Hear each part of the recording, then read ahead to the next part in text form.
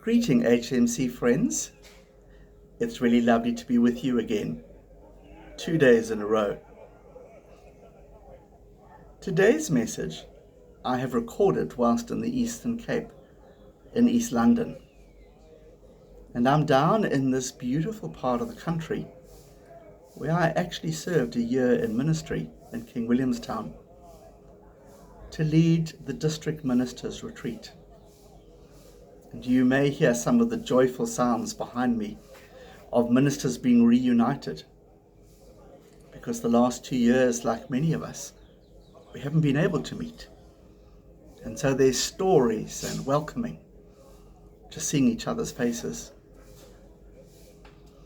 But part of the retreat that I'm leading is to deal with loss.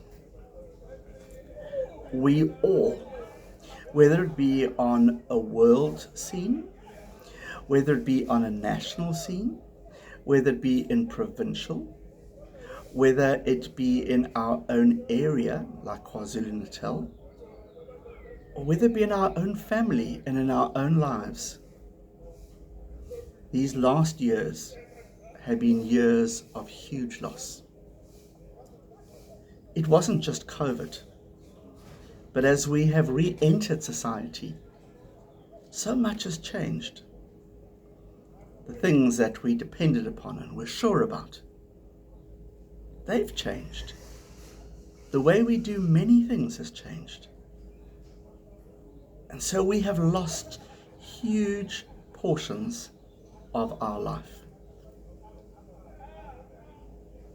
I'm going to be sharing with these ministers around some of these losses, of what it means for us, of what emotion it evokes in us.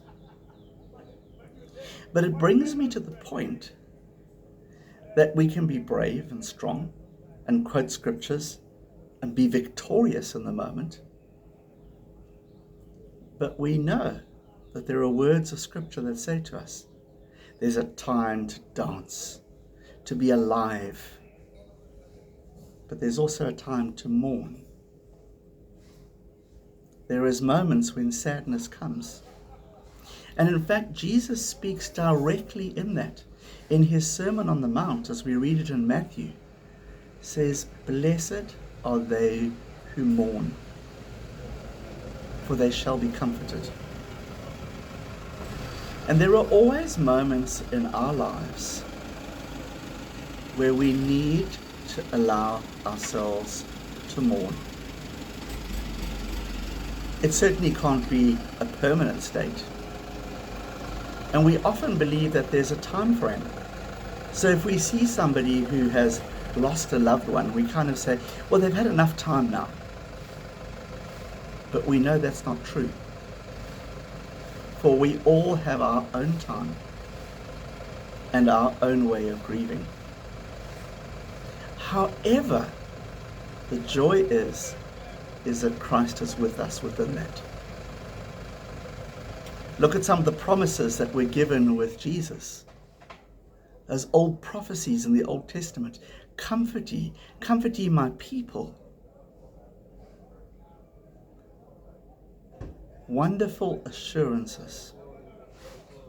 And one of those beautiful Psalms, Psalm 23, speaks about the moments when Christ is like a rod and a staff that helps us through. And so, friends, if this is a period of mourning, or maybe just a reminder to acknowledge some of the loss that we've had, let's do it not on our own, but with the hand of Christ, remembering that Christ will walk that journey, even the darkest valley, even if that valley means death. And so, friends, may you be held in hope, in comfort, knowing that whatever season it is, God is present with it. Take care, and God bless.